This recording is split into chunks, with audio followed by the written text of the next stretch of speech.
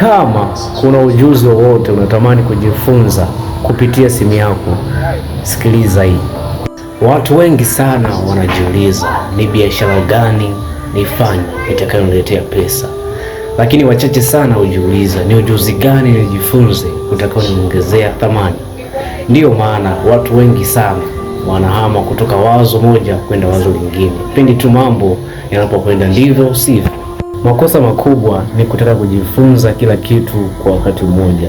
Leo unajifunza coding, kesho editing, kesho graphic design, kesho kutu unajifunza trading. Baada ya miezi 6 ukiangalia hauna ujuzi wowote ambao umejifunza au unajua zaidi na unaweza kukusaidia kutengeneza pesa. Kama una simu, fanya kitu kimoja kuanzia leo.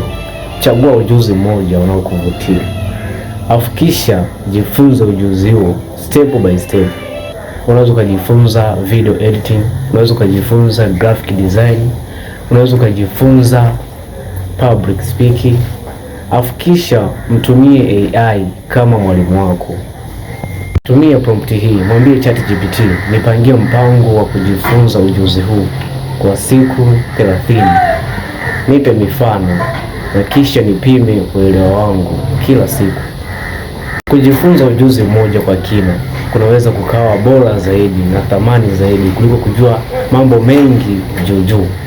Kama unatamani kujifunza AI kwa Kiswahili kwa lugha nyepesi, follow sasa Baraka Karimu kwa elimu zaidi.